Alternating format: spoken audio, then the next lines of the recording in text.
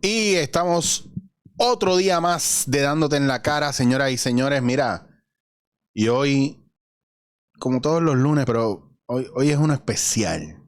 Porque hoy tenemos a un querendón de la casa que si fuera por ustedes y si fuera por mí, yo haría todas las semanas con él. Porque aprendemos mucho y nos envolvemos mucho. Y ustedes siguen generando preguntas de cada uno de los podcasts que yo hago con este invitado que tengo hoy. Que ya no he invitado, ya es de la casa. Por eso quiero que desde donde ustedes estén le den un fuerte abrazo a Ricardo, que está aquí con nosotros. El Master Jedi. Tienes un séquito de seguidores aquí. Ni tanto. Que esperan a Ricardo Ramírez y me escriben: ¿cuándo vas a traer a Ricardo de nuevo? ¿Cuándo vas a traer a Ricardo? Y yo sé que cuando empiecen las charlas otra vez, que tú puedas, ¿verdad?, hacer más charlas abiertas al público, de seguro 2 o 3 van a caer ahí. Muy bien, qué bueno. Porque hay mucho material. Y hoy te traigo, ¿verdad? Te pedí que vinieras porque hay gente preguntando muchas cosas. Entonces, pues, cada vez que tú y yo nos sentamos a hablar, quedamos: mira, Ricardo, próximo tema, por favor, debe ser en este caso estos procesos de autorrealización. La gente está ahora mismo en una situación donde, si te dejas llevar por la Biblia, estamos ya en los últimos días. Esto es peor que la Torre de Babel. Nadie se está entendiendo. La gente está vacía, no tiene propósito. Están a lo loco. Pero también están menospreciando mucho sus procesos y se están quitando de las cosas rápido. Una de las preguntas que me gustaría contestar aquí hoy es: ¿qué método tú recomiendas para la meditación? Pero antes de llegar a eso, vamos a hablar un poco del proceso de autorrealización. Vamos directo a algo que ya había mencionado un par de veces, y es, muchas veces yo menciono la pirámide de Maslow aquí, de las necesidades básicas del ser humano. Claro. Para alcanzar ese proceso, el pináculo, el pinnacle, exacto, que es el proceso de autorrealización. Pero yo creo que la gente tampoco tiene muy claro qué es la autorrealización. Y muchas veces no les funcionan muchas de estas cosas, incluyendo la meditación, porque no entienden lo que hace. Lo mismo que las dietas. Realmente no entienden cómo funcionan a nivel personalizado. Y no entienden el significado general, o no saben qué es lo que están buscando. Okay. ¿Verdad? Porque nos pasa en las dietas. En las dietas nos pasa que nosotros buscamos bajar de peso, pero conocemos nuestro cuerpo para ver qué necesita para bajar de peso. ¿Me entiendes? Claro. Sabemos cómo está la cosa interna, ¿verdad? Sí, porque la mayoría de la gente está en búsqueda de una solución mágica, una Alka-Seltzer cósmica, que sea igual para... me la tomo y ya, y se acabaron mis problemas y ya estoy autorrealizado, y las cosas no funcionan así. Es uno de los problemas graves que incluso en nuestra pasada charla mencionábamos, de por qué el porciento tan bajo de personas que realmente llegan a autorrealizarse, o sea, alcanzar sus metas, objetivos, ideales y aquellas cosas que le traen paz, felicidad y autorrealización. Precisamente por eso no existen fórmulas mágicas en este mundo. El proceso de autorrealización es uno individual, que puede tener unos parámetros similares, pero no funcionan igual para todo el mundo. Incluso eso aplica hasta los mismos procesos de meditación. Y uno de los problemas y una de las dificultades básicas que enfrentan las personas cuando tratan de entrar en sistemas orientalistas como estos es que no entienden que para que usted pueda beneficiarse de sistemas como esos, usted tiene que partir de una premisa básica que está fundamentada en un idealismo metafísico. Y el idealismo metafísico parte de la premisa que en la raíz de toda la existencia y todo lo que existe una unidad cósmica. Nosotros somos seres espirituales no separados de la fuente originaria cósmica de la que procedemos.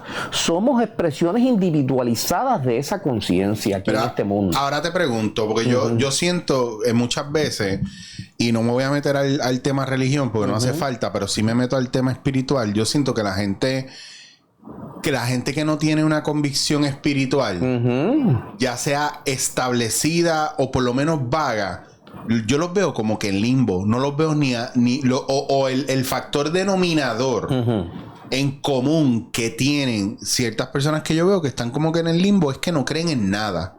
Claro. Que para ellos la vida, pues, mano, decidieron que ellos están para sufrir, que ellos no creen en Dios, ellos no creen en el espíritu, que aquí esto embuste, que aquí no hay un propósito, nada. Entonces, hay un vacío brutal. Pero lo que tienen en común estas personas es eso. Cuando tú le preguntas ¿en qué tú crees? En nada, porque es que eso son niñerías, tú sabes. Entonces no alimentan esa parte espiritual. Pero Eric, lo que sucede es que tienes que tomar en consideración que así es como ha sido acondicionada la mente de nuestra civilización, donde han conspirado religión, política y relaciones humanas. Vivimos en un mundo donde la premisa básica es la premisa materialista. Por ejemplo, y hablando de Maslow plantea que en ese camino de autorrealización, en su búsqueda de llegar a eso que verdaderamente nos trae paz, contentamiento con nosotros mismos y un sentido de autorrealización, hay que tener unas satisfacciones básicas ya completamente satisfechas. Eso es lo que se conoce como la pirámide de Maslow. En su punto básico están, primero, usted tiene que tener todas sus necesidades fisiológicas, casa, comida, ropa, etcétera, etcétera, satisfecho. Luego viene un segundo nivel que es, por ejemplo, el sentido de seguridad. Usted tiene que sentir algún tipo de seguridad financiera, claro, una seguridad social y así por el estilo. Y luego pasar a un tercer escalón que se manifiesta como el sentido de pertenencia y amor, las relaciones amorosas, las relaciones por la familia, etcétera, etcétera. De ahí pasa a un cuarto nivel que se conoce como la autoestima. Usted va recogiendo todo eso que lo lleva hasta el sentido de autoestima, y de ahí pasa a la última fase, según Maslow, que sería ese sentido de autorrealización. Hasta ahí todo parece lógico y normal. Sin embargo, los críticos de Maslow se hacen la pregunta, y voy a hacer referencia a un autor que, sin ser psicólogo, porque él es un físico, y que escribió un libro que es un clásico de la cosmología, que se titula El universo autoconsciente, The Self-Aware Universe, por Amit Goswami. Comenzando su libro, se plantea este dilema de Maslow y dice: ¿cómo es posible que en nuestra civilización occidental, donde la mayoría de las personas tienen satisfecha todos los 4 niveles que describe Maslow que son necesarios tener para llevar a la autorrealización, y entonces por qué nuestra civilización occidental, la mayoría de la gente tienen un nivel tan bajo de autorrealización? Y lo que escapa a Maslow, y lo que Maslow no explica, es que ese sentido de autorrealización es en realidad un sentido de espiritualidad. O sea, que esa felicidad última, ese sentido de paz y autorrealización, está fundamentado en la realidad última del universo, que es un universo que se manifiesta en su raíz como una unidad cósmica de la cual usted esencialmente no está separado. Pero ahora bien, si la mente de la gente occidental, del hombre y la mujer promedio de la civilización occidental, ha sido acondicionada mental y psicológicamente a aceptar que vivimos en un mundo material donde conspiran religión y ciencia para hacernos creer que lo único que existe es la materia, ¿ok? Desde el punto de vista de la teología, como ya hemos discutido en entrevistas anteriores, Dios es un ser antropomórfico que está en un lugar en el cielo que nadie sabe dónde es, ¿Okay? Que para llegar a Él necesitamos ser salvados por un Hijo que envió aquí. ¿Okay? Que sin Él no hay salvación posible ninguna. ¿Okay? Que solamente podemos optar a la salvación si solamente seguimos lo que prescribe la religión, sus sacerdotes, obispos y el Papa. ¿Okay? Que no hay posibilidad ninguna de autosalvación si no es a través de un mediador. ¿Ok? Que estamos perdidos en este mundo donde fuimos expulsados y estamos a la merced de unas entidades diabólicas que son las causas del sufrimiento en este mundo. ¿Ok? Que si usted no sigue las instrucciones de su iglesia no tiene opciones a la salvación. ¿Ok? Eso es desde el punto de vista de la ciencia, de la religión. Pero si miramos las ciencias materialistas, entonces tenemos una situación peor. ¿Por qué? Porque las ciencias materialistas parten de la premisa que la conciencia es un evento epifenómeno, que es el resultado de las reacciones fisiológicas, electrofisiológicas de todo nuestro sistema neurológico, que una vez el cuerpo se muere, desapareció la existencia, que no hay una causa primaria para la creación del universo, que lo único la única forma como se manifiesta este universo de forma, color, diversidad, etcétera, etcétera, en esencia, la ley fundamental es la casualidad, o sea, la moderna ciencia materialista parte de la premisa que a un poco de polvo cósmico, los elementos de la tabla periódica interaccionando entre sí, at random, por casualidad, durante un largo periodo de tiempo, pueden producir todo este maravilloso universo y los seres vivientes que en él habitan. Y obviamente la nueva perspectiva de la ciencia se va alejando de esas posturas. Pero fíjese usted, si el hombre y la mujer promedio ha sido acondicionada a esa mentalidad, donde usted, desde el punto de vista teológico, es un paria tirado aquí en este mundo, que tiene que seguir una religión, porque si no, no tiene opción a la salvación. Y por otro lado, la ciencia le está diciendo a usted que usted es pura materia, que más allá de la materia no hay nada, que usted es el producto de la casualidad, de un accidente cósmico. Entonces, ¿cómo usted puede esperar que el ciudadano promedio pueda aquilatar lo que hombres de avanzada como Maslow y otros psicólogos modernos nos están planteando? ¿Okay? Pues entonces usted no debe sorprenderse de que tanta gente, como tú mencionas, opine que pues no existe nada más y están en un estado de nihilismo, como le describía Federico Nietzsche. Pues no hay posibilidad de autoestima. O sea, ¿qué autoestima usted puede tener cuando usted es el producto de un accidente cósmico? Claro, no hay una razón más allá, ¿verdad?, para existir. Claro. Y nada vale la pena. Si total, si al final cuando nos morimos no hay nada. Si al final, pues, ¿para qué yo voy a alcanzar aquí? Si lo que tengo es lo que es y yo no tengo más posibilidades, pues ¿para qué me voy a esforzar? Pues entonces, como resultado de esa falsa educación que usted ha recibido desde que nació, ¿ok?, ha ido construyendo unos muros alrededor de su mente que no le dejan ver más allá. El milagro de la vida, el milagro de la conciencia. Lo que la ciencia no puede explicar es cómo es posible que de la materia inanimada surja la vida, que de la vida surja la mente, la conciencia, y de la conciencia surja la mente. Eso es un misterio que la ciencia no puede explicar. Entonces, ¿qué está más allá de la materia? ¿Qué es lo que produce que la materia se exprese y entre en una manifestación? Si hoy mismo, como ya hemos discutido anteriormente, los modernos físicos y la nueva definición de la física nos está diciendo es que a nivel subatómico la materia no existe, que lo único que existe es un infinito campo vibracional con potencial, que toda manifestación material depende de una observación. Y entonces, ¿quién es el observador?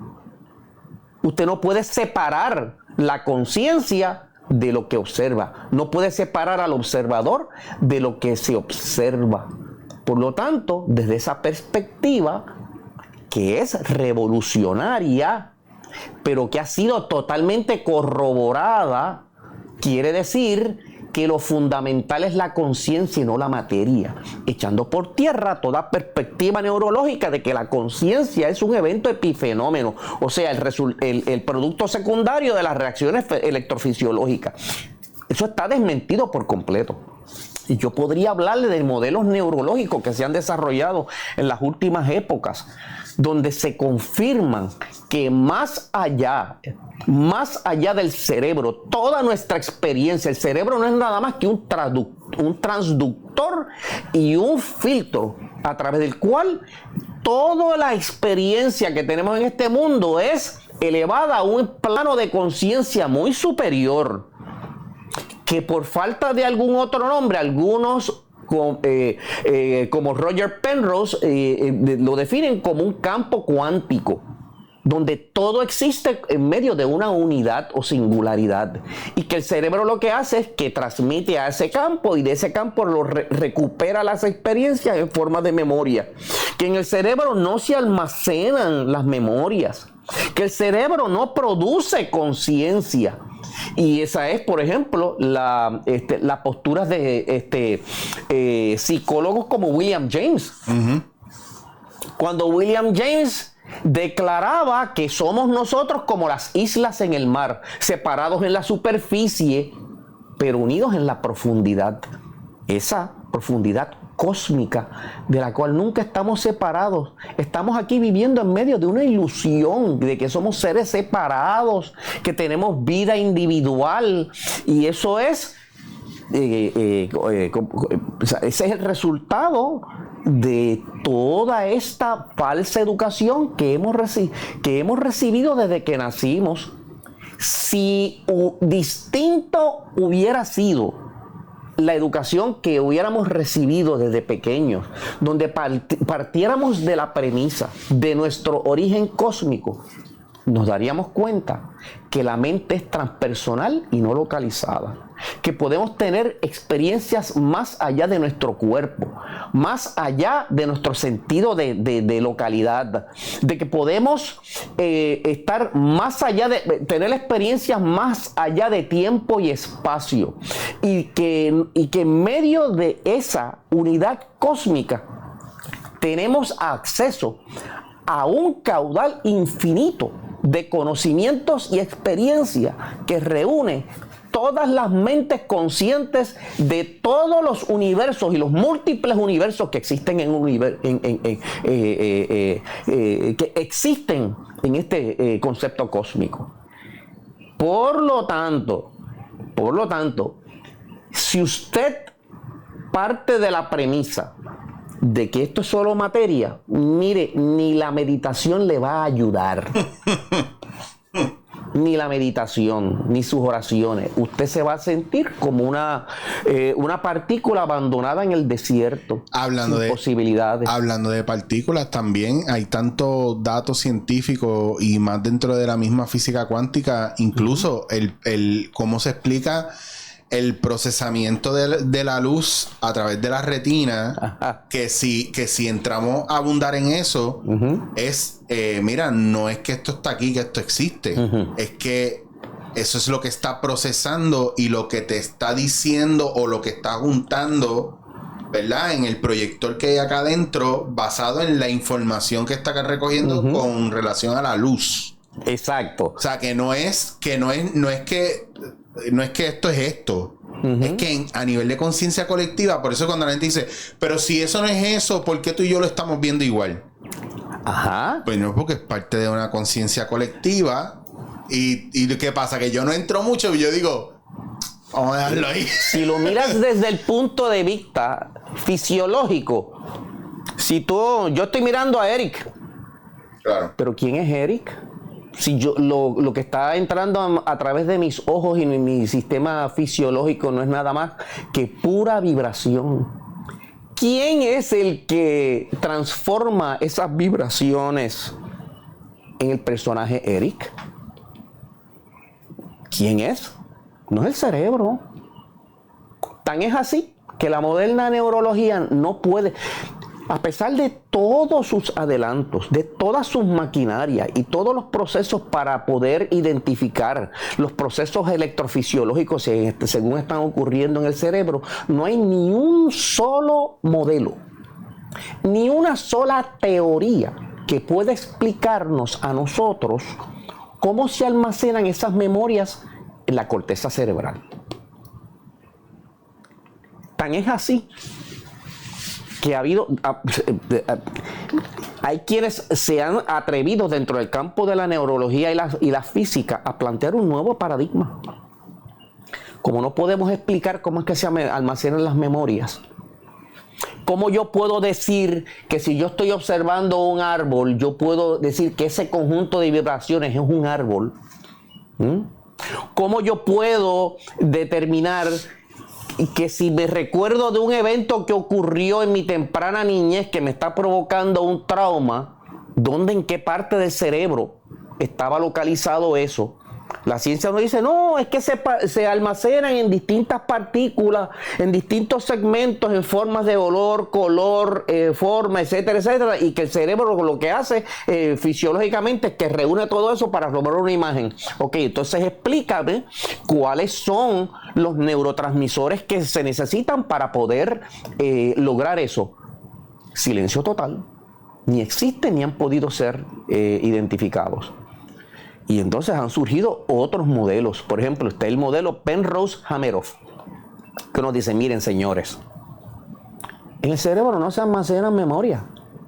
De hecho, una de las observaciones que lleva a este modelo es que en el campo de la neurofisiología, cuando usted sufre de un accidente cerebrovascular o extensas regiones de su corteza cerebral han tenido que ser removidas por un tumor o un accidente cerebrovascular, usted debería esperar que todas las memorias asociadas a ese segmento del cerebro estén perdidas para siempre, si allí se almacenaran. La realidad que se observa es que luego de un tiempo de pasar por esa experiencia o accidente neurofisiológico, usted recupera las memorias. Toma tiempo, pero las recupera. Y entonces han planteado un nuevo modelo que dice, mire, en el cerebro no se almacenan las memorias. Lo que está ocurriendo en el cerebro es que toda su experiencia está siendo traducida a un campo de realidad mucho más amplio. Ellos le llaman el campo cuántico. Y que el cerebro lo que hace es, llevar a ese campo toda nuestra experiencia y recuperar de ese campo cuántico toda la información en forma de memorias. En ese sentido, el cerebro no es nada más que un transductor y un filtro. Entonces nosotros subimos las memorias a una nube. Es como... literal. Precisamente. De hecho, muchos de los que han analizado estos nuevos modelos de la conciencia nos dicen, oye, pero qué casualidad que lo que estamos creando dentro del campo de la tecnología parece ser en imitación a lo que está ocurriendo dentro del campo de la conciencia. Oye, pero Ricardo, vamos a hablarle una cosa. Si nosotros somos espíritus viviendo la experiencia del cuerpo, que ahora te voy a tirar mi realización a través de los años con esto. Y esto lo llevo pensando muchos años. Si somos espíritus viviendo la experiencia del cuerpo y el espíritu, digamos que es energía, ¿verdad? Y la energía, entiendo yo, ¿verdad? No necesariamente conoce límite, y no se destruye, se transforma. Pues ¿no será que esa energía llamada espíritu que vive dentro de nosotros necesita manifestar su poder ilimitado, su presencia, ¿verdad? Su omnipresencia, porque pues puede estar en todos lados, y a través de la experiencia humana y la tecnología y ¿cómo te digo? La ciencia, la inteligencia creó elementos y cosas que nos permiten romper los límites de la carne y del cuerpo? Por ejemplo, volar. Por ejemplo, yo estoy contigo aquí ahora, pero si hacemos una videollamada, estamos en España. Y si nos ponen en vivo en todos los televisores del mundo, estamos en todas partes del mundo. Claro. De repente el que pierde una pierna tiene una prótesis y gana hasta más fuerza con ese proceso. O sea, cosas que son limitaciones de la carne o del humano. Claro. Que no son limitaciones de la energía o del espíritu. Y el espíritu busca manifestarla y de repente estamos viendo a través de la ciencia y la tecnología cómo se va manifestando la necesidad de expansión del alma y del espíritu. Exactamente. No se podía explicar de mejor manera, Eric. Definitivamente es todo lo que hemos hecho es construir herramientas que nos permitan de una forma u otra manifestar todo el potencial que está interno. Claro. Así que ese modelo, conocido como el modelo Penrose-Hameroff, lo que hace es, tiene su contraparte dentro del área de la tecnología, como sería, pues yo ahora voy a almacenar todos mis archivos en la nube. Y de la nube los recupero para mi utilidad y vuelvo y los pongo en la nube. Y si los modifico, vuelvo y los pongo en la nube. En otras palabras, eso es lo que está ocurriendo en esta relación cuerpo, mente y espíritu. ¿Ok? Fíjate que volvemos otra vez a validar las posturas de lo que se conoce como el idealismo metafísico. Y cada día las tecnologías, las ciencias están validando ese modelo, echando por tierra todo aquello que estaba y giraba alrededor de un materialismo o fisicalidad como la realidad última. Así que para usted, fíjate que en la última entrevista que tuvimos, yo les mencioné que existían metodologías mediante el cual usted puede elevar a una conciencia unitaria sus más caros anhelos, sus más caros ideales, sus más demandantes objetivos en la vida, ¿ok? Para entrar en relación con energías que sean afines a ellas, de tal manera que usted pueda atraer a su vida, a su mente y a sus circunstancias aquellos eventos, conocimientos y oportunidades que abren las puertas de las oportunidades y le encaminan al logro de sus ideales. Existen métodos y que parten de este idealismo metafísico, ¿ok? Y posiblemente podamos dedicar una parte de esta entrevista a describir en términos generales cómo funciona ese mecanismo. Y si tú quieres, pues podemos entrar. Vamos a entrar a eso de una. Ya está ahí puesto, ¿no? Ahora. Así que, planteado lo que hemos dicho. Primero, que la materia no es la realidad última del universo. Segundo, que usted no es un evento casual en este universo. Que la realidad última de su ser es cósmica, no materialista, no material. Que usted utiliza el vehículo material para alcanzar unos logros, unos conocimientos y unas experiencias que le lleven a usted a describir quién es usted en realidad, cuál es su naturaleza esencial y cuál es su destino final. ¿Okay? Partiendo de esos principios, podemos entonces hablar un poco del método, como tú sabes y te he explicado anteriormente. Yo he sido educado dentro de una escuela conocida como la Orden Rosacruz Amorc, y yo tendría que entonces referirme a un método que utilizamos los Rosacruces. El método que vamos a explicar es un resumen, porque entrar en profundidad dentro de él conllevaría de unos otros conocimientos y otras prácticas que aumentarían su capacidad energética en este mundo, y no hay espacio para eso. Pero este resumen que yo les puedo hacer simplificado, usted lo puede poner en ejecución hoy mismo, esta misma noche, ¿ok? Y utilizarlo todos los días. No toma mucho tiempo, no es difícil de entender, es fácil de realizar, solo que necesita de su interés y su disciplina, que tiene que ser integrado a su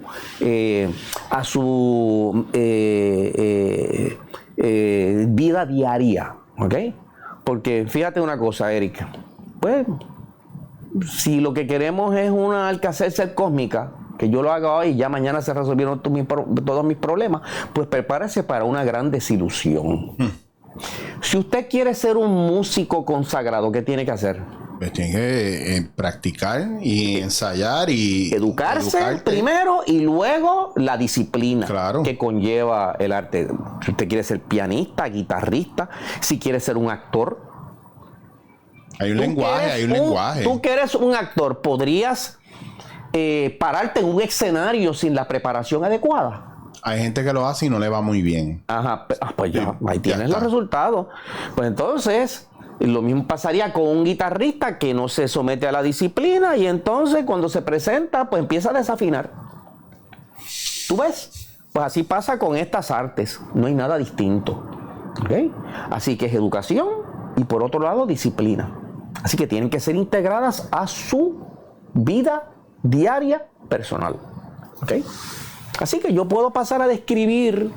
Por favor. Que me lo habían preguntado, porque hay gente que me dice, mira, ustedes han hablado de la meditación, pero a mí no me sale. Yo no sé meditar. Exacto. Entonces ya va todo el mundo, es que esa dieta no me funciona. Ajá. Pero el problema no es la dieta. Sí. El problema es que el problema no es la idea, es la ejecución. Ideas buenas tienen un montón de gente. Claro. Ahora, ¿cómo las vamos a ejecutar? Y para eso estás hoy aquí. Sí. De hecho, una de las confusiones grandes que hay con relación al arte de la meditación es que en nuestra cultura hemos sido bombardeados con unos elementos orientalistas acerca de la meditación. ¿Okay? Que hay que asumir ciertas posturas, que hay que hacer ciertos ejercicios respiratorios, que hay que utilizar ciertos mantras, etcétera, etcétera, etcétera. No, señor, usted no necesita nada de eso. Hay ciertas cosas simples y sencillas que usted puede hacer para inducirse a un estado meditativo. ¿Okay? Solamente te voy a traer un ejemplo antes de describir el proceso. Yo no sé, posiblemente la mayoría de los que van a escuchar este programa no conocen nada acerca de la vida del el químico Kekulé. Kekulé. Kekulé es una de las personalidades más importantes de la química orgánica. Sus descubrimientos fueron extraordinarios porque pueden ser considerados como la piedra angular sobre el cual toda la química orgánica está desarrollada, y por lo tanto toda la medicina, el conocimiento de nuestros procesos fisiológicos están montados sobre el descubrimiento de Kekulé. Para mí es el personaje más importante dentro del campo de las químicas.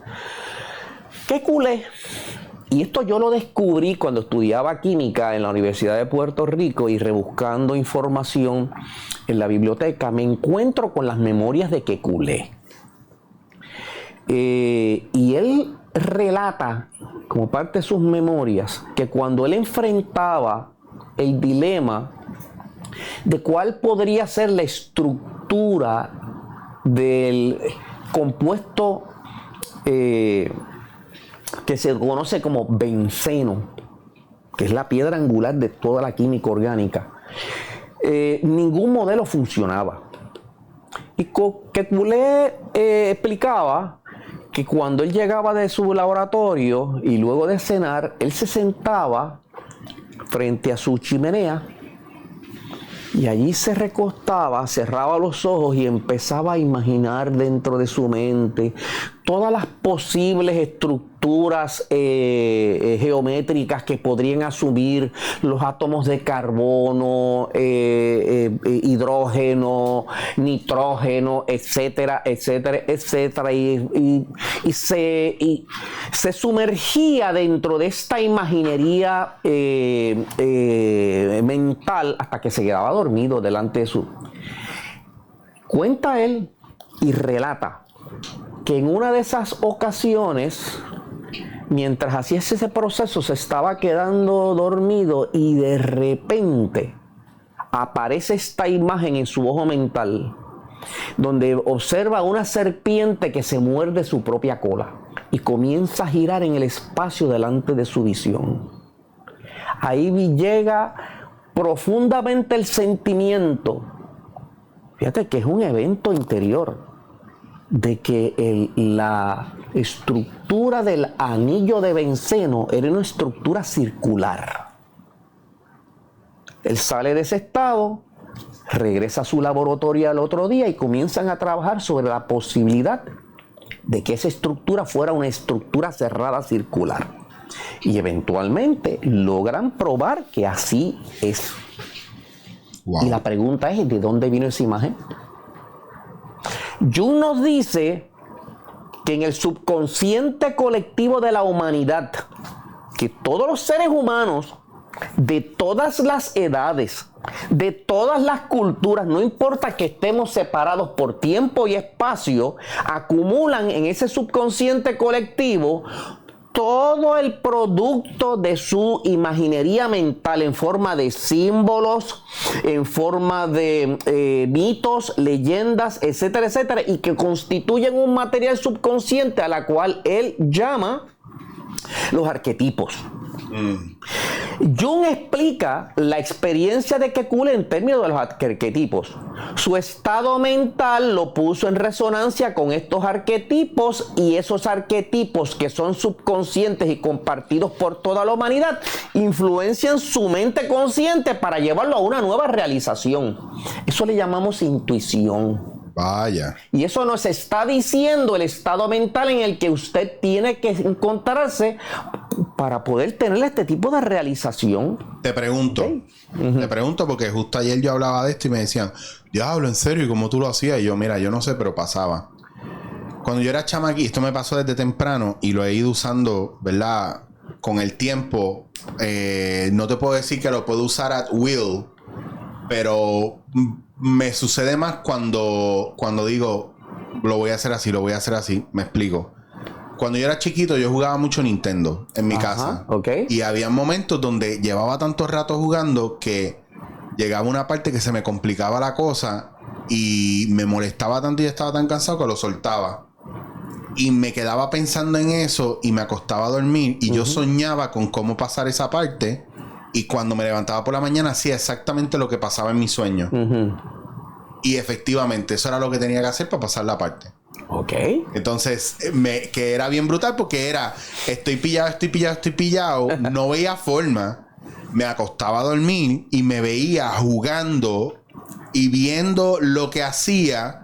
Y al otro día me levantaba y no me lavaba ni la cara, ni los dientes, ni desayunaba. Iba directo a aprender a hacerlo y decía, lo pasé por fin, era verdad, mi sueño era verdad. Entonces, ¿qué pasa? Que con los años, cuando yo tengo un tranque bien fuerte, y me está pasando ahora con un guión que he estado escribiendo por una película, antes de acostarme a dormir, pienso y me hago las preguntas que me quiero hacer con relación a hacia dónde va la historia. O cómo lo veo, y puedo verme presente en la historia, no escribiéndola, sino como si yo fuera el personaje principal, diciendo y haciendo unas cosas, y al otro día en la próxima reunión que yo tengo de creativa para mover la historia hacia adelante, ya yo estoy claro y directo con lo que está pasando. Veo cosas que no veo normalmente en este estado. Por ejemplo, lo que hemos hablado de conciencia, subconsciencia, supraconsciencia, el yo hacer un show y al otro día levantarme por la mañana y poder ver el show como espectador en mi cabeza. Aún los momentos y las partes donde no se supone que yo tenga acceso a ello porque no las viví. Entonces, esas cosas a mí, por ejemplo, me han pasado en varias ocasiones, pero no es at will, no es como que yo lo decido, es como casi se vuelve como un modus operandi automático. O sea, es como si ese potencial está detrás de la cortina del consciente, o sea, que está en el subconsciente. Pero por la naturaleza de tu trabajo, por el esfuerzo mental que tú haces, por el interés que le pones al asunto, cuando logras relajarte y apartarte de la interferencia que produce el estado consciente y alerta, le das la oportunidad que se levante la cortina y puedan fluir al escenario esas ideas, pensamientos, intuiciones, etcétera, etcétera, que van entonces a guiarte en tu proceso de autorrealización. De eso es que se trata esto, y se puede utilizar la meditación cuando se utiliza como una forma de vida integrada a tu vida para que esto se haga más patente en tu vida. Ahora bien, no es que nos vamos a sentar todos los días a entrar en meditación si usted no hace el trabajo. ¿Ok? Como dijimos y como explicamos en nuestra pasada entrevista. Sí. Usted tiene que hacer el trabajo. Usted tiene primero que educarse en eso que usted quiere lograr. Usted tiene que buscar toda la información posible. Usted tiene que hablar de eso. Usted tiene que buscar las alternativas de cómo yo puedo lograr esto. Usted tiene que hacerse un plan, cómo yo puedo alcanzar esto. Usted tiene que poner toda su energía mental de tal manera que cuando entre en estos estados deje fluir la conciencia del universo, que es omnisciente, porque fíjate que explicamos cuando empezamos en esta conferencia, en esta entrevista, que la realidad última del universo es una unidad, y que a través de ese subconsciente usted tiene acceso a un infinito caudal de conocimientos, experiencias de todos los seres vivos en los múltiples universos que puedan existir. Por lo tanto, es omnisciencia. ¿Okay? Y si usted crea la energía mental suficiente para expresarla en el cosmos, por afinidad usted se va a poner en relación vibratoria con todas esas energías en forma de conciencia, conocimientos que van a fluir y van a resonar y que van a impactar su mente si usted simple y sencillamente las deja manifestarse. ¿Ok? Así que fíjate, ya hemos explicado cómo tenemos que, las condiciones que tienen que prevalecer antes de usted intentar la meditación. Si usted no toma esto en consideración, por más que usted se sienta y haga esto, que si lo otro, nada va a pasar. Y entonces por eso es que dicen, es que a mí no me funciona. Pero es que está partiendo de la perspectiva equivocada. ¿Okay? Así que vamos a explicar, abuelo de pájaro, si usted es una persona comprometida con el logro de su ideal. ¿Ok? Importante. Si usted tiene bien definido lo que usted quiere lograr, si usted está dispuesto a hacer lo que sea por lograrlo, y si usted sabe que lo que usted quiere lograr no solamente lo va a beneficiar a usted, sino que va a beneficiar a los demás. Porque ese último proceso llamado self-actualization, como lo describe Maslow en su pirámide, es un evento puramente espiritual, en el cual usted encontrará su mayor logro, paz y sentido de autorrealización cuando ve que lo que usted logra redunda en beneficio para los demás. Ahí es que está la clave. ¿Qué es lo que no estamos mirando ahora? ¿Qué es lo que no estamos mirando? Porque estamos sumergidos en esta conciencia de ego puramente materialista. Hay que romper con eso. Tenemos que derrumbar esos muros que hemos construido alrededor de nuestra mente a través de la falsa educación. Y lo triste es que todo es basado en el miedo. Porque siempre cuando tú miras a profundidad, ¿cuál es la necesidad o el afán de tener? Pues porque tengo miedo a no tener. Claro. ¿Cuál es el afán o la necesidad de no escudriñar algo y no creer en algo, sino al contrario, seguir las masas? Pues no quedarme, tengo miedo a quedarme solo. Claro. Tengo miedo a que me den de codo. Claro. Como mucha gente, ¿verdad? Yo entrando así por encima de lo de las vacunas, la gente que se vacuna o no se vacuna, pero no tienen la información completa, sino que están dejándose llevar por masas, por miedo. Tengo miedo a que me rechacen. Tengo miedo a que me dé algo peor si me vacuno. Tengo miedo a que me rechacen porque no me vacuno. Entonces todo es miedo, no es una convicción real de que yo creo en esto, estoy confiado en esto y por esto y esto y esto. No, es todo, es que fulano en tal sitio dijo, sutano dijo. a veces yo siento que muchos de los cristianos, el problema es que todo el comentario que hacen alusivo, ¿verdad?, a sus creencias es basado en miedo. Dios te va a castigar por esto. Eso es lo que te iba a decir ahora mismo. ¿Me entiendes? Entonces, bueno, pues otra vez volvemos de la forma como hemos sido manipulados en ese sentido. Pues tú escuchas al cristiano promedio expresar que es necesario sentir el temor hacia Dios. Pero es que, desconocemos incluso nuestra historia. Cómo el miedo fue utilizado por los primeros padres de la iglesia y los primeros emperadores, especialmente el emperador Justiniano, para subyugar las mentes de los súbditos, para que entendieran que no hay salvación fuera de la iglesia. Eso es una forma de manipulación. De hecho,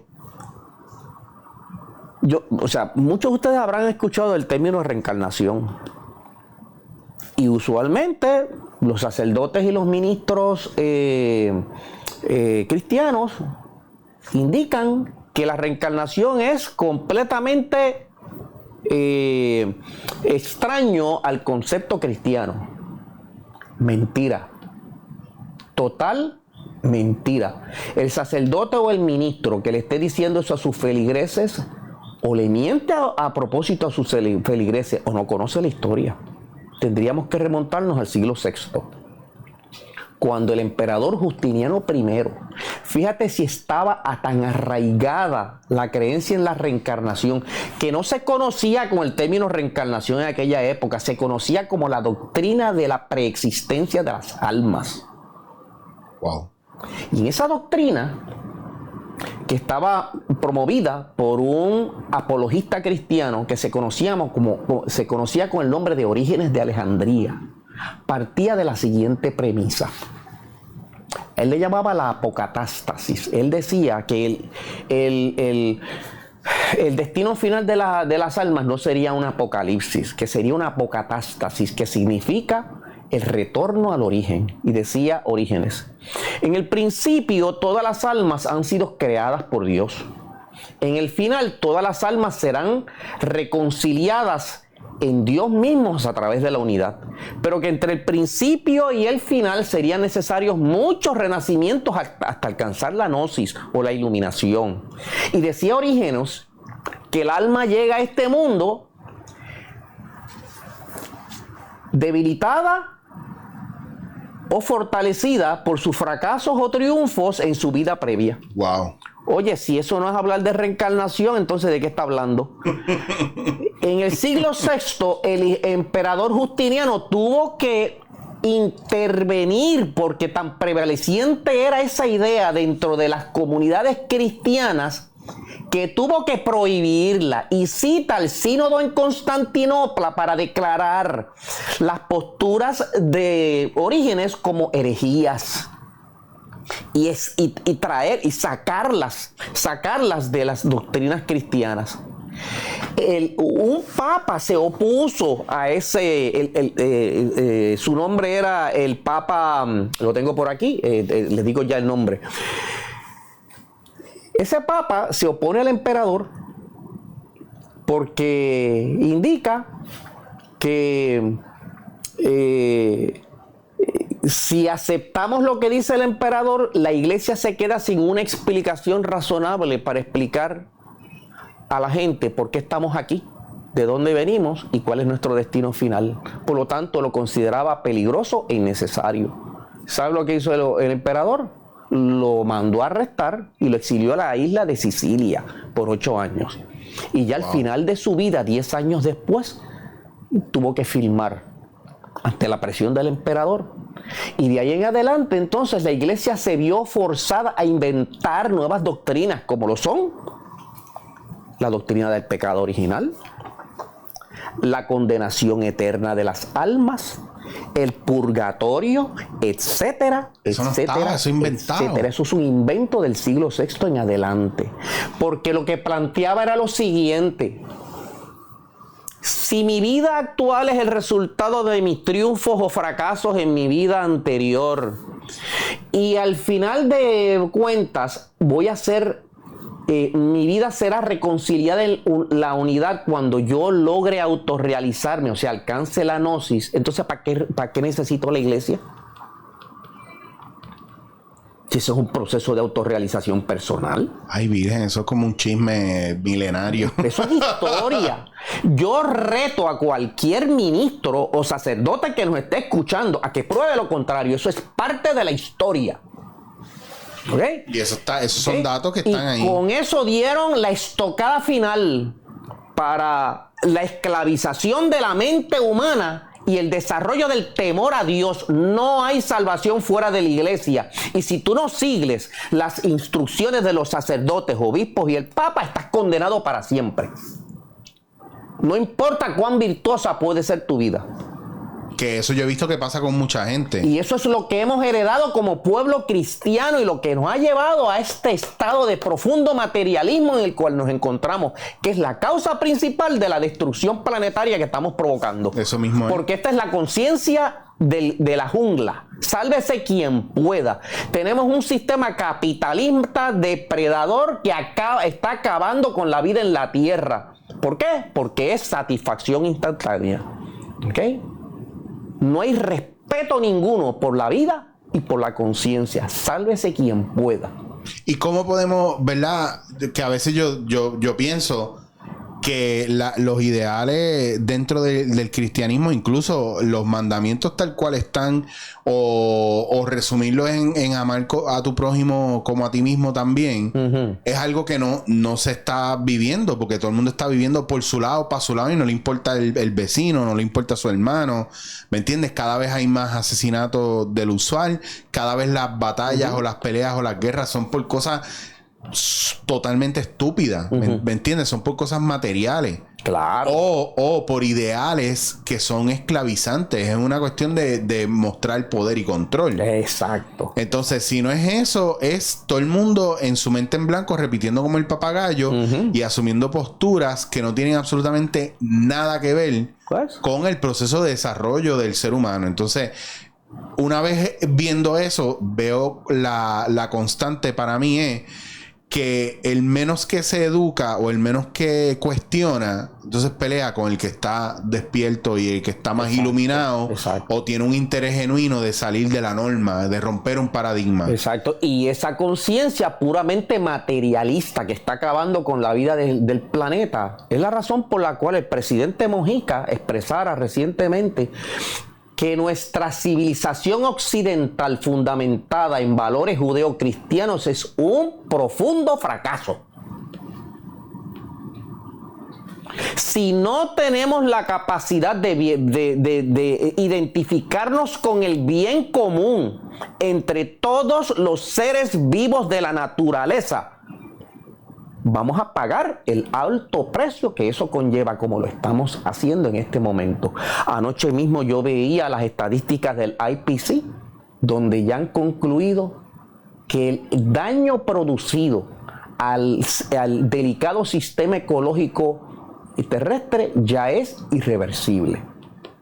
Y que a menos que paremos, mira lo que dicen, inmediatamente, uno, de deforestar el planeta, de seguir comiendo carne y de seguir quemando hidrocarburos para producir energía. Si eso no para ahora, no vamos a vivir 100 años sobre esta tierra. Vamos a experimentar un profundo evento de extinción en masa que será doloroso, terrible y exterminante.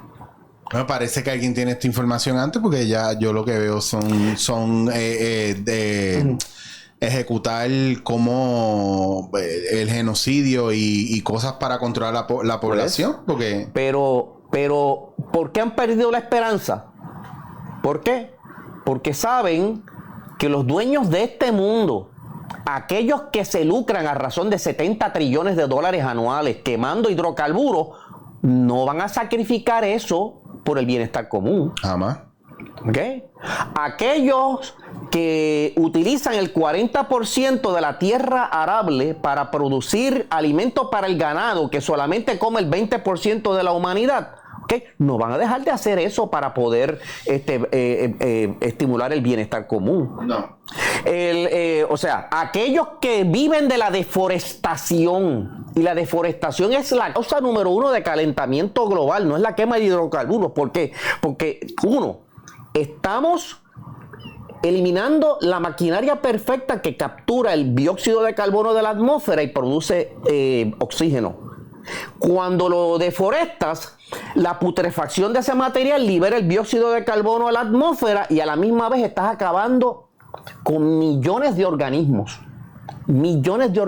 que viven de la forestación. ¿Okay?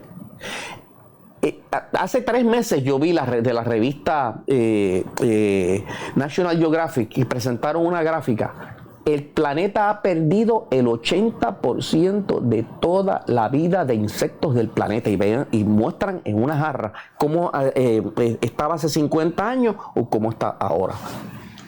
Entonces, si los grandes intereses, menos del 1% de la humanidad, no quieren soltar lo que tienen para crear una nueva civilización, nos vamos todos por el hoyo.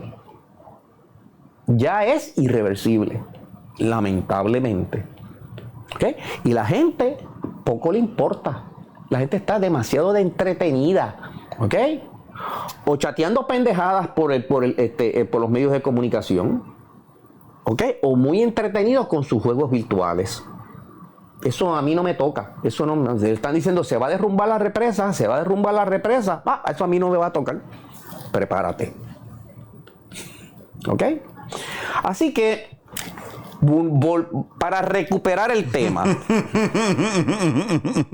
es que esto es necesario para saber y entender las causas por qué estamos en la situación en la que estamos y por qué la autorrealización de los individuos es tan baja en medio de una cultura que tiene todas sus necesidades satisfechas. Como dijimos la vez pasada, menos del 2% de la población alcanza sus sueños y sus metas. Pues entonces, ahí están las causas que nos han llevado a este desastre.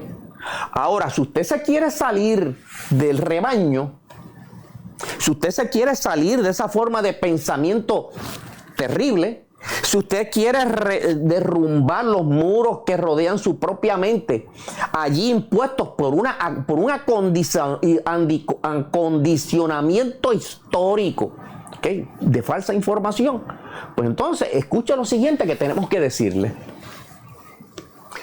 Todos los días al levantarse y al acostarse practique, separe tiempo. Que yo no tengo tiempo, pues levántese media hora más temprano y acuéstese media hora más tarde. Es tan sencillo como eso. ¿Ok? Váyase a un lugar tranquilo, donde usted sabe que usted va a dedicar por lo menos de 20 a 30 minutos a este ejercicio. Váyase a un lugar tranquilo. Ponga un poquito de música suave, entonante. Ponga un poquito de incienso. Siéntese tranquilo. No tiene que adoptar ninguna postura, ni cruzar las piernas, ni nada de eso. ¿Okay? Siéntese cómodo. Eso sí, la espalda debe estar recta. ¿Ok? Comience a respirar profundamente. A llenar sus pulmones de aire. Y hágalo por espacio de 30 segundos, quizás hasta 1 minuto. Eso va a provocar un cambio electrofisiológico en su cuerpo y va a estimular el sistema nervioso autonómico en lo que se conoce como el parasimpático, lo cual va a bajar la frecuencia de sus latidos cardíacos. ¿Okay? Eso le va a provocar una relajación. ¿Okay? Ahora bien, en el método Rosacruz, una vez usted está relajado con esta metodología, nosotros ponemos una velita frente a nosotros y enfocamos la atención en esa vela, en la llama de la vela. ¿Ok? Y nos mantenemos, no es una observación forzada, es dejarse relajadamente en la contemplación de la vela, de la llama de la vela. Eso nosotros le llamamos la concentración. ¿Y por qué es tan importante la concentración? Después que usted se ha relajado. ¿Por qué? Porque mediante la concentración usted va eliminando los estímulos externos y va acallando su mente.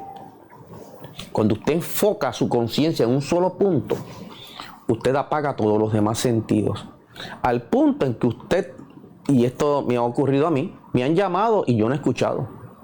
Porque estoy completamente fijo, completamente concentrado y relajado en la llama de la vela. Cuando usted se siente en ese estado, el tercer paso, primero relajación, concentración, entonces viene la contemplación. Usted cierra sus ojos y comienza a visualizar nuevamente, como lo hacía Kekulé delante de su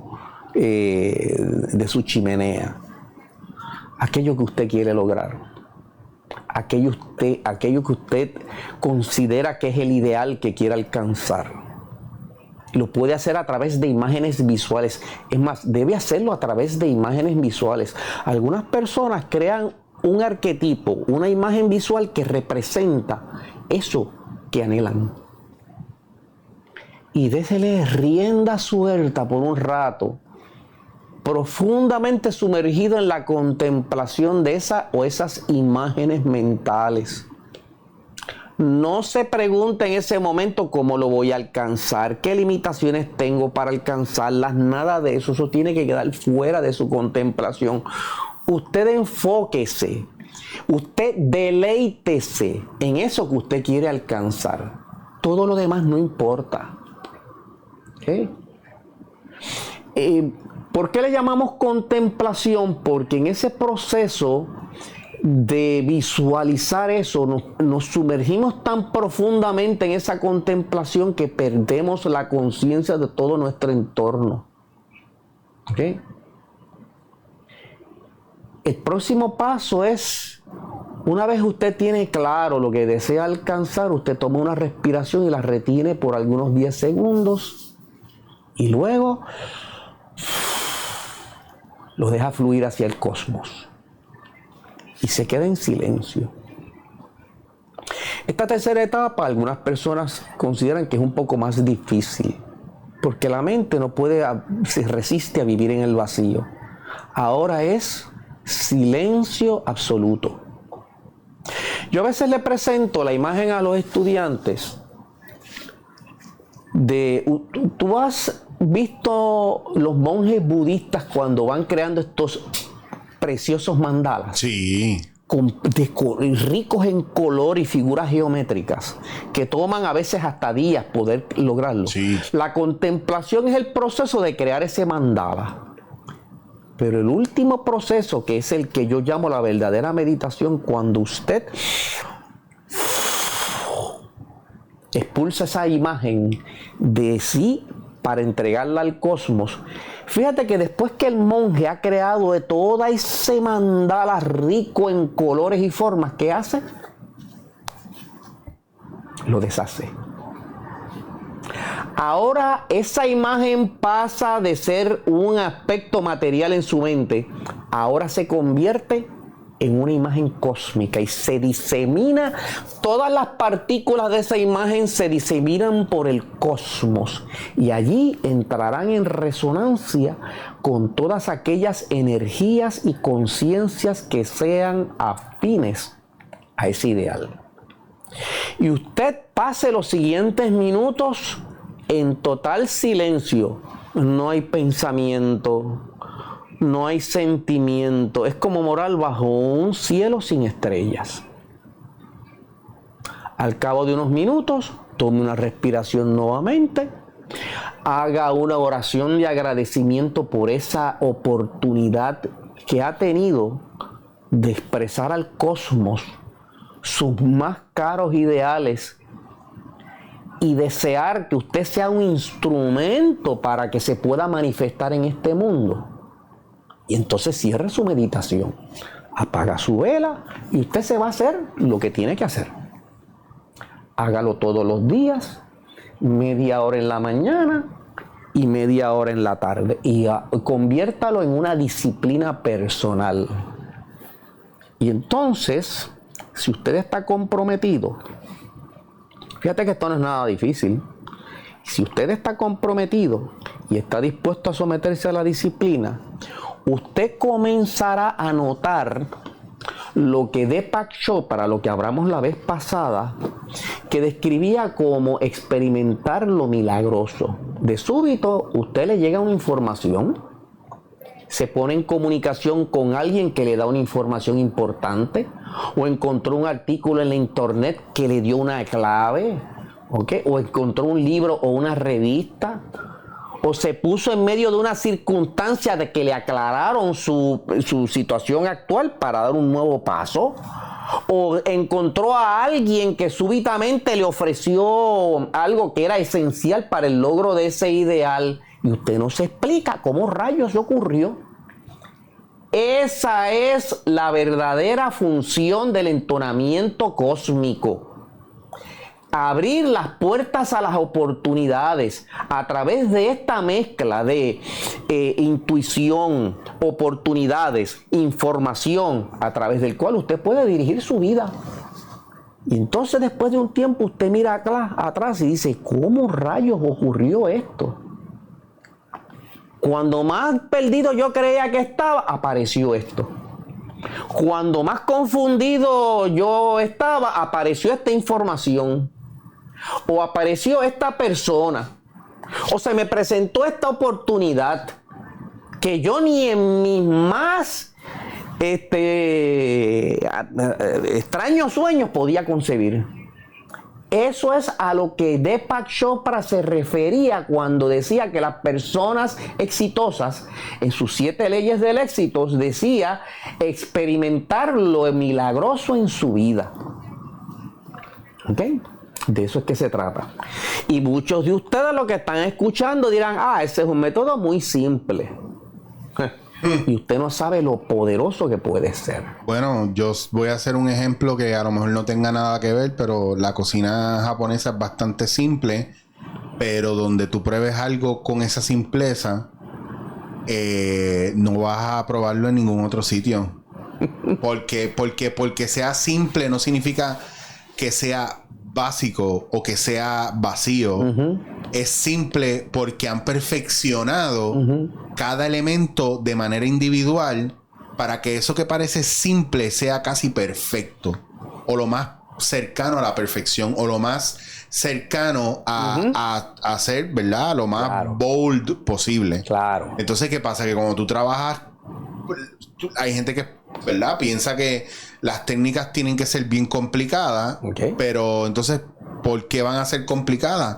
Si no es para acercarte a ellas para que las puedas repetir. Claro. Entonces, claro, la meditación, una persona que lee un proceso meditativo de un yogi ahora, pero de un yogi te estoy hablando de hace miles de años atrás, cientos de años atrás, whatever. Querer aplicarlo en estos tiempos. Pues todos los procesos tienen todos los métodos tienen una actualización ahora. Exacto, un tiempo dentro de la cultura en cual fueron reveladas. Ya está. Yo puedo llevar 25 años de carrera como improvisador, pero yo no pretendo que nadie haga 25 años de carrera como yo. En mi trabajo como maestro, sintetizar, cortarle la grasita, ¿verdad? A mí me tomó 25 años, pero en mi cabeza, en plan, en metodología y en plan pedagógico, ¿verdad? Pues ya yo lo procesé de una manera que yo te lo puedo dar más compacto. Claro. En 25 años te lo puedo dar a lo mejor en 5 años, no sé. El punto es que muchos de estos procesos no es que son simples solamente, es que hay gente que se ha sometido a los procesos originales y se han dado cuenta de que según vamos evolucionando la manera de procesar las cosas, pues requerirá otras maneras de ejecutarlo. Exacto. Y yo pienso que en los procesos meditativos, la visión de la meditación ahora no es necesariamente irse al Himalaya a meterse en una cueva, a dejar la vida para iluminarse, cuando hay otros procesos, ¿verdad?, que van acorde a estos tiempos. Pues estamos aquí para ganar experiencia. Claro. Es un proceso de transformación. Y yo no puedo expresar más potentemente que todo esto que deseamos lograr y la metodología que utilizamos tiene que partir de la premisa, de la fuente del amor. Usted tiene que ver y realizar cómo eso que yo quiero alcanzar va a beneficiar a los demás?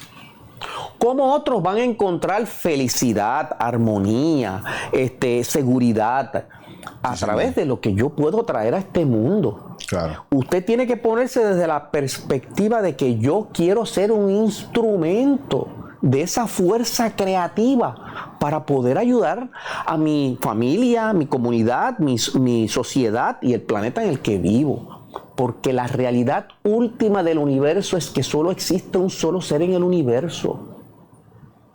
Como decía y como lo explicaba uno de mis místicos sufis más apreciados, Inayat Khan. ¿Okay? Nadie más existe, solo Dios existe. Y ustedes, en última instancia, una expresión viva de la divinidad en este mundo. La diferencia entre el personaje Jesús que pudo haber existido y nosotros es que aquel se dio cuenta de ese potencial y lo expresó en este mundo. Nosotros estamos en vía de eso. ¿Okay? Así que no hay más secretos. Recordemos que esa conciencia cósmica no es el genio de la lámpara mágica. La froto, aparece el genio delante de mí, le expreso cuáles son mis deseos y ¡puf! Se volvieron realidad. No, conlleva esfuerzo, trabajo, sacrificio y la técnica correcta para autorrealizarnos en la vida a través del logro de aquello que representa el ideal más caro de nuestro corazón. Ricardo, yo quiero cerrar con esto. Adelante. Así que lo vamos a dejar aquí porque tú y yo tenemos tema pendiente. Van a tener que ver esto otra vez para procesar. Pero vamos a cerrarlo aquí. Nuevamente, Ricardo, gracias un millón, ¿verdad? Por sacarle tu tiempo en estos temas y profundizar. Yo sé que al público de Dándote en la Cara le gusta mucho. Y yo creo que es tiempo de dejarnos de pendejadas ya y empezar a asumir responsabilidad. Y dejar de tener miedo de mirar la vida, ¿verdad? Donde hay que mirar. Porque no estamos mirando para adentro. Siempre estamos mirando para el lado. Y siempre es culpa del otro y no es responsabilidad de nosotros. Entonces... eso es lo que tiene el mundo tan jodido. Aparte de que hay mucha rabia y la gente no está haciéndole caso a la rabia que tienen por dentro, que piensan que es culpa de los demás y viene de adentro. Entonces, claro, volvemos y repetimos lo mismo. Viene del vacío existencial, de no saber por qué estoy aquí, para qué soy bueno, ¿ok? Y como decía, ¿por qué estoy aquí? ¿Para qué soy bueno? ¿Y qué representa eso que es el propósito de mi existencia? ¿Okay? Sin eso, nuestra vida es miserable. No sabemos para dónde vamos y estamos sujetos a las vicisitudes de la vida. Pues mira, lo próximo de lo que podemos hablar más adelante es cómo podemos encontrar ese propósito. ¿Ok? Eso sería muy bueno de que lo hablemos para ayudar a la gente, seguro, ¿verdad? Seguro. Porque si tú me preguntas a mí, yo me voy por el Bushido y por los samuráis. ¿No tienes propósito? Tienes que hacerte uno. Exacto. Escógelo. y era o uno o el otro. Que no tienes propósito, hondito. Eso está bien bonito. Háztelo, porque esa es tu responsabilidad. Claro. Y en ese proceso de hacer, de repente dice un día, adiós, esto era. Claro. Pero si no probamos nada. Porque si solamente estamos acostumbrados a ver lo que está fuera de nosotros y nunca tomamos el tiempo para ver qué es lo que está dentro de nosotros, no podemos sentir, ni entender, ni realizar cuál es ese propósito. Señores, la vida es eterna y llegamos aquí con un propósito. ¿Ok? Pero para poder entenderlo, para poder realizarlo, tenemos que ser capaces de entrar en nosotros mismos. Y a veces, cuando tenemos la pereza de que no entramos dentro de nosotros mismos, entonces las circunstancias externas a través del sufrimiento y el dolor nos harán reflexionar sobre eso. ¿Ok? Ricardo Ramírez, gracias. Gracias a ti, Eric, y gracias a tu audiencia. Esto fue Dándote en la Cara.